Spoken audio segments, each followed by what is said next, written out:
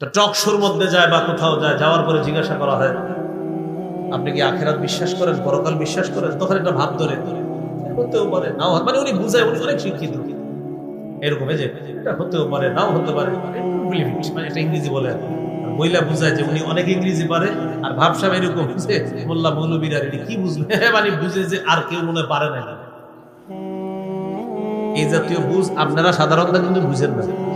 টুপি দাড়িওয়ালা নিয়ে যারা চলে, আপনি বুঝেন যে ওনারা কিছু বলে না, দেখে কিছু পারে না, এরকম কিন্তু মাথায় রাখেন না। বরং এরকমও হতে পারে আপনাদের চলে ভালোও পারে। সত্যি বলছি আমি।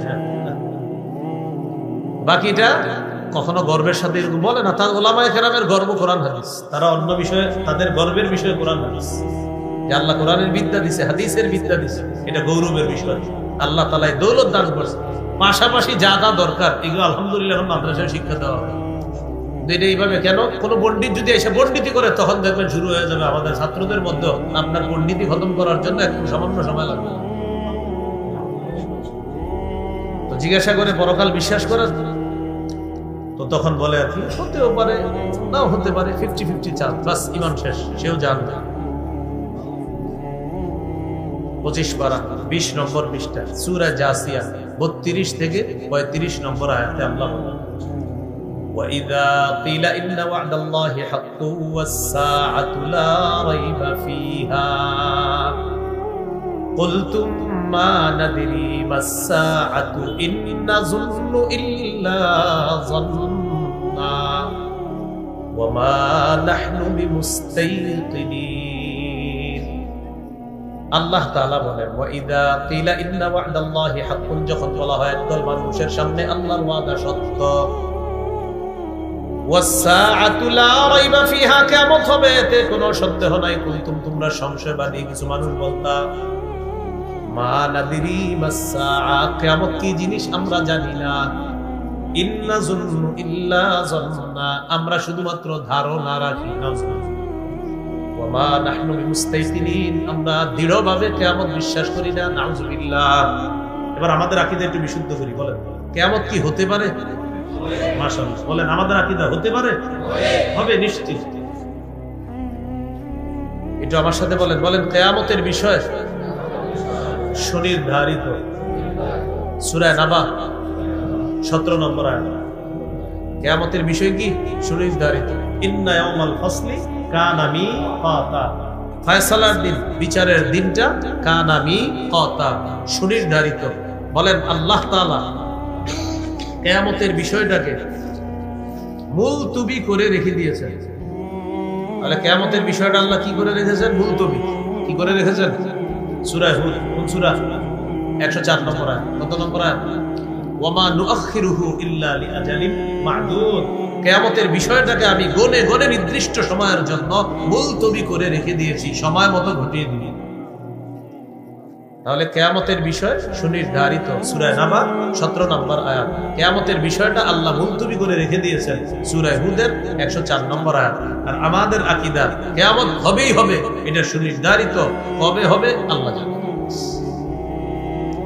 তো সংশয়বাদী আকীদা যারা পোষণ করে তারা বলে মা নাদরি মাস-সাআতু ইন নাযুন্নু ইল্লা যন্না,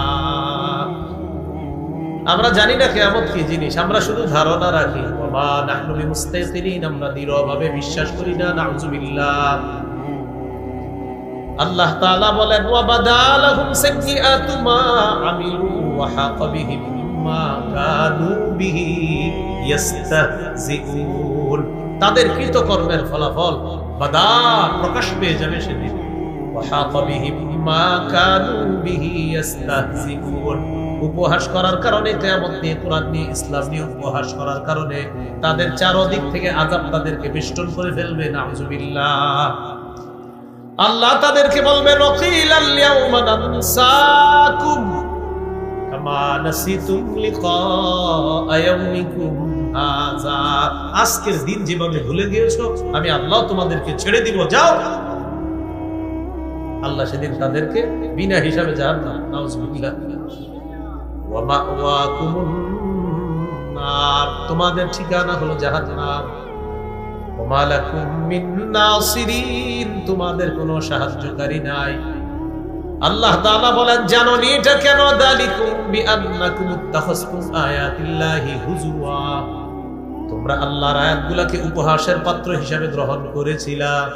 ওয়া গাররাতকুমুল হায়াতুদ দুনিয়া, পার্থিব জীবন তোমাদেরকে ধোঁকায় ফেলে দিয়েছে। ফাল্যাউমা লা ইখরাজুনা মিনহা, আজ তাদেরকে জাহান্নাম থেকে বের করা হবে না। নাউযুবিল্লাহ। তাহলে সংশয়বাদী আকীদা হতেও পারে, নাও হতে পারে, এই আকীদা রাখবেন না। কোরআন সত্য, সম্ভব না। কোরআন সত্য, কিন্তু এটা কি সন্দেহ? আচ্ছা, পরকাল সত্য, সন্দেহ আছে? জান্নাত সত্য, জাহান্নাম সত্য, ফেরেশতা দেখি না, বিশ্বাস করি। আল্লাহ দেখি না, বিশ্বাস করি। পুলসিরাত দেখি না, বিশ্বাস করি। সন্দেহ আছে কারো? কোনো সন্দেহ যদি থাকে, হতেও নাও হতে পারে, বাস সংশয়বাদী আকীদা ঠিকানা জানা। তাহলে 1 নাম্বার অশুদ্ধ আকীদা, ঠিকানা জাহান্নাম। 2 নাম্বার অশুদ্ধ আকীদা, বিস্তৃত বিশুদ্ধ আকীদা, ঠিকানা জাহান্নাম।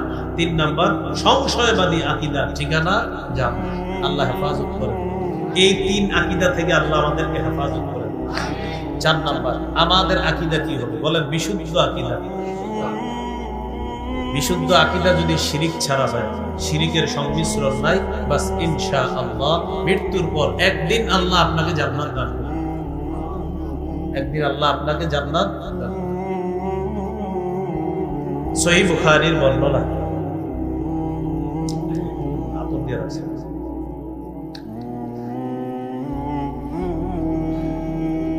সহিহ বুখারীর বর্ণনা,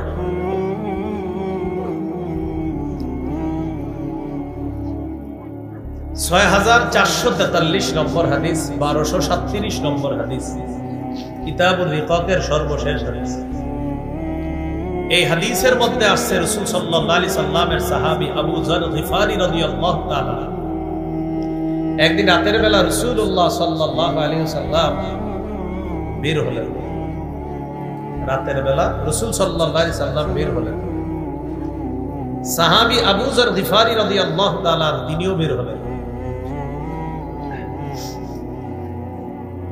তো সাহাবী আবু যর গিফারি রাদিয়াল্লাহু তাআলা আনহু দেখেন রাসূল সাল্লাল্লাহু আলাইহি সাল্লাম হাঁটতেছে, তিনিও হাঁটতেছেন। তিনি চিন্তা করলেন, নবী মনে হয় একা হাঁটাটা পছন্দ করতেছে, থাক নবী একা হাঁটুক, আমি দূরে হাঁটি। ফালতাফাতা ইলাইয়া, রাসূল সাল্লাল্লাহু আলাইহি সাল্লাম আমার দিকে তাকাইলেন, তাকায় আমাকে বললেন, মান কে? আমি বললাম আবু যর। রাসূলুল্লাহ সাল্লাল্লাহু আলাইহি সাল্লাম বললেন, আবু যর তাআল, এদিকে আসো। আমি নবীর কাছে গেলাম। যাওয়ার পর রাসূল সাল্লাল্লাহু আলাইহি সাল্লাম আমাকে নিয়ে সামনের দিকে চললেন। বললেন, ইন্নাল মুকসিরিনা হুমুল মুকিল্লুনা ইয়াওমাল কিয়ামাহ, যারা বেশি সম্পদওয়ালা কিয়ামতের ময়দানে তাদের সওয়াব হবে একদম কম। নাউজুবিল্লাহ বলেন না। ইল্লা মান আ'তাহুল্লাহু খায়রা, তবে আল্লাহ যাকে সম্পদ দান করেছেন, দান করার পর নাফাফান ইয়ামিনিহি ওয়া আন ইয়াসারি ওয়া বাইনা ইয়াদাইহি, কোন ব্যক্তিকে সম্পদ দেওয়ার পর ওই ব্যক্তি যদি ডানে বামে সামনে পিছনে খরচ করে, আত্মীয়দের হক আদায় করে, মিসকিনের হক আদায় করে, এতিমের হক আদায় করে, এই মানুষটা দুনিয়াতে যেমন প্রচুর সম্পদের মালিক, কিয়ামতের ময়দানে আল্লাহ তাআলা তাকে প্রচুর সওয়াবের মালিক বানায় দিবেন। যাকে আল্লাহ সম্পদ দিয়েছে, খাত মতো খরচ করে, তাকে আল্লাহ কিয়ামতের মাঠে প্রচুর সওয়াবের মালিক বানাবেন, যদি সঠিকভাবে ব্যয় করে। বলতে বলতে এক জায়গায় গেছে, যাওয়ার পর বললেন, আবু যর তুমি এখানে বসো। নবীজি তাকে রেখে গিয়ে বললেন, লা তাবরাহ মাকানাকা হাত্তা আরজিআ ইলাইকা, আমি না আসা পর্যন্ত এখান থেকে তুমি নড়বা না। আবু যর গিফারি রাদিয়াল্লাহু তাআলা আনহু বলেন, রাসূল সাল্লাল্লাহু আলাইহি সাল্লাম সামনের দিকে যাইতে লাগলেন। যাইতে যাইতে আমার থেকে নবীজি আড়াল হয়ে গেলেন, আমি আর নবীজিকে দেখি না। নবীজি আমাকে বলে দিয়েছেন, তুমি এখান থেকে নড়বা না, আমার যা হবার হবে। হঠাৎ একটা বিকট আওয়াজ শুনলাম, আমি ভয় পেয়ে গেলাম, আল্লাহ রাসূলের কোনো বিপদ হলো না তো। সাথে সাথে আমি নবীর কাছে যাওয়ার ইচ্ছা করলাম, মনে পড়ে গেল আল্লাহ নবী আমাকে বলেছেন, আবু যর যা হবার হবে, এখান থেকে নড়বা না। আমি টেনশনে পড়ে আছি, আল্লাহ রাসূল আসে না। 1 নাম্বার নবী আসে না, এক টেনশন। 2 নাম্বার একটা আওয়াজ পাইছি, দ্বিতীয় টেনশন। আমি পথ চেয়ে বসে আছি, আল্লাহ রাসূল আসে না কেন। হঠাৎ দেখি নবীজি আরেকজনের সাথে কথা বলতে বলতে গেলেন একা, কিন্তু আসার সময় কথা বলতে বলতে আমার দিকে আসতেছে। তবে মজার ব্যাপার, যার সাথে কথা বলতেছে তাকে দেখা যায় না, নবী কথা বলে পাশের জনকে দেখা যায় না। নবীজি আমার কাছে আসলেন, আসার পর আমি বললাম, হুজুর আর সহ্য করতে পারতেছি না। কি? আমাকে তাড়াতাড়ি বলেন। আপনি গেলেন, একটা বিকট আওয়াজ শুনলাম, এটা কিসের আওয়াজ শুনলাম এটা আমি বুঝতে পারি না। টিস্যু কোম্পানিরা টিস্যু বানায়, নতুন কোনো গ্রাম দেওয়ার লাগে না, এরা তো বানাইছে, আপনার আর কোনো গ্রাম লাগবে না, আলাদা গ্রাম দেওয়ার প্রয়োজন নেই। ওরা বানায় এটা ব্যবহারযোগ্য করে, এটার সাথে আলাদা গ্রাম মিশ্রণ করার প্রয়োজন নেই। তারপরে আবার যারা সাইনোসাইটিস উইথ রাইনোসিসের রোগী আছে যারা, এরা তো পুরো মুশকিলে পড়ে যাবে। তো আবু যর গিফারি রাদিয়াল্লাহু তাআলা রাসূল সাল্লাল্লাহু আলাইহি সাল্লামকে বললেন, হুজুর আপনি গেলেন, যাওয়ার পর একটা আওয়াজ শুনলাম, কিসের আওয়াজ আমি তো বুঝতে পারলাম না। রাসূলুল্লাহ সাল্লাল্লাহু আলাইহি সাল্লাম বললেন, তুমি আওয়াজ শুনছো? জি হুজুর, এটা জিবরিল আমিন আমার কাছে আসছে, ওই জিবরিল আসার আওয়াজ হয়েছে, এই আওয়াজ বুঝতে পারলাম। আপনি আসার সময় কথা বললেন কার সাথে? নবীজি সাল্লাল্লাহু আলাইহি সাল্লাম বলেন, ওটাও জিবরিল আমিনের সাথে কথা বলতেছিল। হুজুর আপনি কি বলতেছিলেন? বারবার একই কথা বলতেছিলেন তাকে। ও আচ্ছা, আমি জিবরাইলের কাছ থেকে একটা বিষয় শিওর হয়ে গেছি। সেটা কি? জিবরিল আমাকে সুসংবাদ দিচ্ছে, বাশির উম্মাতাকা আন্নাকুম মান মাতা মিন উম্মাতিকা লা ইউশরিকু বিল্লাহি শাইআ দাখালাল জান্নাহ। হাবিব আপনি আপনার উম্মতকে সুসংবাদ জানায় দেন, আপনার উম্মতের কেউ যদি শিরিক না করে মারা যায়, একদিন সে আল্লাহর জান্নাতে প্রবেশ করবে। আমি জিবরিল আমিনকে বারবার বলতেছিলাম, জিবরিল আমিন আমাকে বারবার বলতেছিল, আমার উম্মতের অনেক মানুষ আছে যারা বিভিন্ন অপরাধের কারণে জাহান্নামের মধ্যে শাস্তি ভোগ করবে, তবে পিওর ঈমান, খাঁটি ঈমান থাকার কারণে একদিন ওই জাহান্নাম থেকে বের হয়ে আল্লাহর জান্নাতের মেহমান হয়ে যাবে। খাঁটি ঈমান বলেন, গম পরিমাণ, জব পরিমাণ, সরিষার দানা পরিমাণ খাঁটি ঈমান যার থাকবে, সে একদিন জান্নাতে যাবেই যাবে ইনশাআল্লাহ।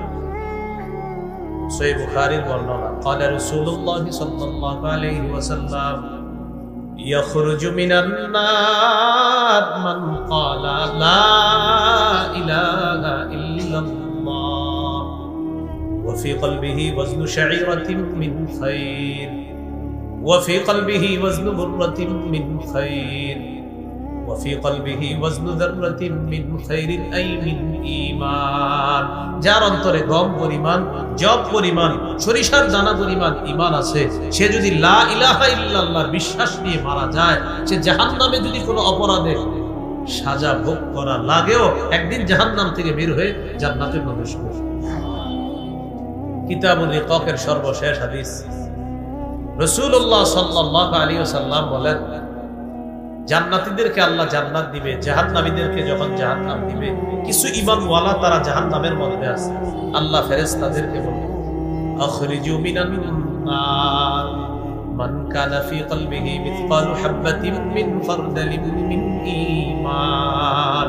ফেরেশতারা জাহান্নামের মধ্যে যাও, আমার যে সমস্ত মুমিন বান্দাদের অন্তরের মধ্যে সরিষার দানা পরিমাণ ঈমান আছে, তাদেরকে জাহান্নাম থেকে বের করে আমার জান্নাতের মেহমান বানায় দাও। ফেরেশতারা জাহান্নামের মধ্যে যাবে, যাওয়ার পর ঈমানদারদেরকে তালাশ করতে থাকবে, ঈমানদারদেরকেও দেখবে, কতিমুদহিশু আদু হুমামা, কতিমুদহিশু তাদেরকে পুরাইতে পুরাইতে আদু হুমামা, তারা কয়লার মতো কালো হয়ে যাবে। ঈমানদাররাও কয়লার মতো কালো, তো সবাই তো কয়লার মতো কালো, চিনবে কেমনে কোনটা ঈমানদার কোনটা বেঈমান? যারা পুরছে সেখানে তো বেঈমানও আছে জাহান্নামে অনেক, তো বেঈমানরাও পুরবে, ঈমানদাররাও পুরবে। এখন ঈমানদারও কয়লা, বেঈমানও তো কয়লা, চিনবে কিভাবে এটা ঈমানদার? রাসূল সাল্লাল্লাহু আলাইহি ওয়াসাল্লাম হাদিসে জবাব দিয়ে দিয়েছে। জবাবটা কি বলবো আমি? এক শর্তে বলবো, শর্ত পূরণ করবেন, ইচ্ছাকৃতভাবে মরার আগে আর এক ওয়াক্ত নামাজ ছাড়বেন। এটা কি রেডিমেড হাত তোলা? এক ওয়াক্ত নামাজ ছাড়বেন না তো? নবীজি বলেন ইউরফুনা বিআলামাতি আথারিস সুজুদ, ঈমানদারের সিজদার চিহ্ন দেখে চেনা যাবে এটা ঈমানদার। এখন আপনাদের প্রশ্ন হবে, হুজুর তাহলে কি সিজদার জায়গাটা পূর্বে না? রাসূল সাল্লাল্লাহু আলাইহি ওয়াসাল্লাম জবাব দিয়েছেন, ইন্নাল্লাহা হাররামা আলান নার আন তাআকুলা মিন ইবনি আদামা আথারাস সুজুদ। আগুনের উপর আল্লাহ হারাম করে দিয়েছেন আগুন যেন আদম সন্তানের সিজদার জায়গাটা না খায়, না পুরায়। আল্লাহ তাআলা আগুনের উপর আদম সন্তানের এই সিজদার জায়গা খাওয়া হারাম করে দিয়েছেন। তাহলে এই হাদিস থেকে শিখলাম, ঈমানদারের কোনো কারণে যদি জাহান্নাম হয়, ওর পুরো শরীর পুরলেও ওর সিজদার জায়গাটা পুরবে না। আর এটা দেখেই ফেরেশতারা চিনতে পারবে, এই যে ঈমানদার পাওয়া গেছে একজন, বের করো বের করো। বের করার পর ইউলকাউনা ফি নাহরিল হায়াত, সঞ্জীবনী নদী আছে একটা, এই নদীর মধ্যে ঈমানদারকে গোসল করাবে। করানোর পর পুরো সুন্দর হয়ে যাবে, খড়কুটা নদীর ভাসমান স্রোতের মধ্যে, ময়লা আবর্জনার মধ্যে একটা দানা যেইভাবে সেখানে সজীব হয়ে উৎপন্ন হয়ে যায়, ঈমানদারকে গোসল করানোর পর সেও সতেজ সজীব হয়ে একজন সুন্দর সুদর্শন মানুষ হওয়ার পর আল্লাহ তাআলা তাকে জান্নাত দিবেন। তাহলে সামান্য সরিষার দানা পরিমাণ ঈমান, কেন?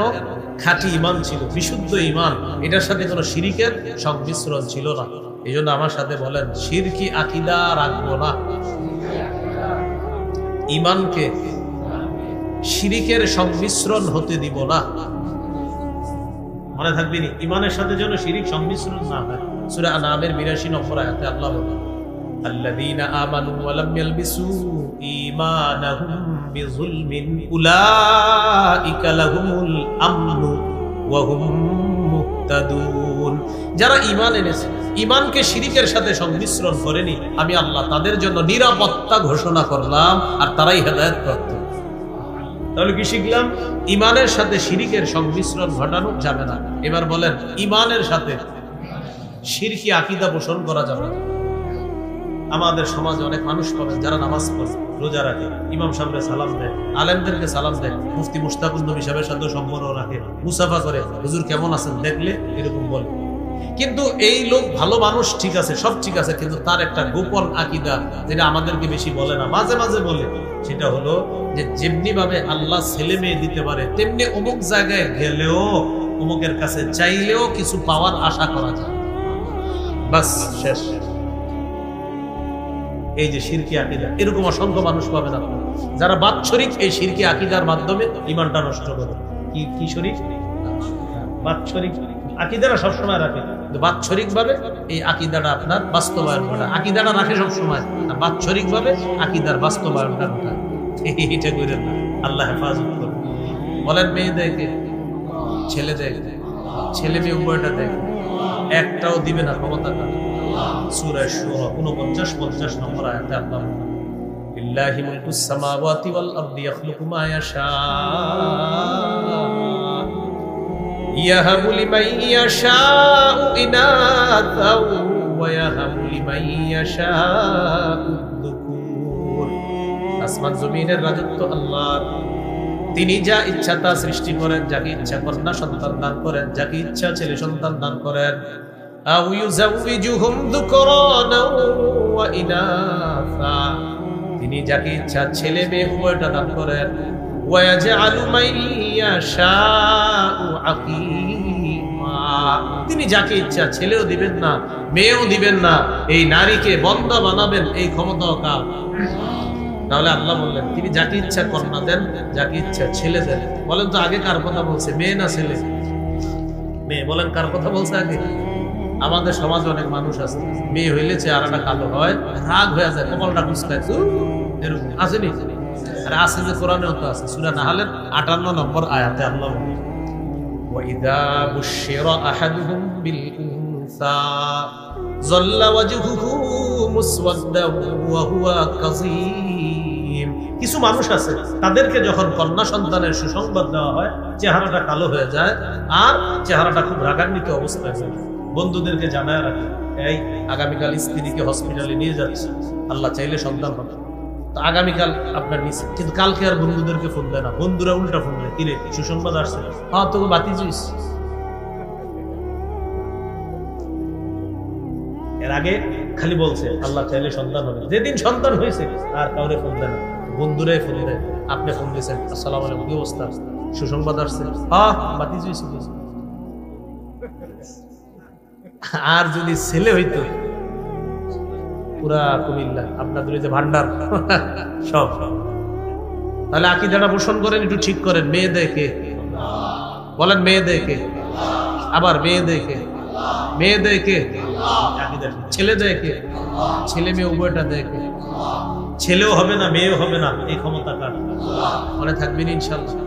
সংক্ষেপে বলে দিচ্ছি, মনে রাখবেন। এক, অশুদ্ধ আকীদা, মনে আছে নি? অশুদ্ধ আকীদা, অশুদ্ধ আকীদায় 5টা দৃষ্টান্ত দিয়েছিলাম। 1 নাম্বার, ঈমান ছাড়া ভালো কাজ দুনিয়ার সমস্ত চেষ্টা প্রচেষ্টা ব্যর্থ, আখেরাতে তার কোনো আমলের ওজন হবে না। 2, ঈমান ছাড়া ভালো কাজ, কি বলতে পারবেন? মরুভূমিতে মরিচিকাকে পানি মনে করার মতো। 3 নাম্বার, ঈমান ছাড়া ভালো কাজ কঠিন অন্ধকারের মধ্যে হাত দেখতে যাওয়ার মতো। 4, ঈমান ছাড়া ভালো কাজ প্রচন্ড ঝড়ের দিনে প্রবল বাতাসে কি রাখার মতো? ছাই রাখার মতো। 5 নাম্বার, ঈমান ছাড়া ভালো কাজ অদেখা উঠতে থাকা বিক্ষিপ্ত ধূলিকণার মতো।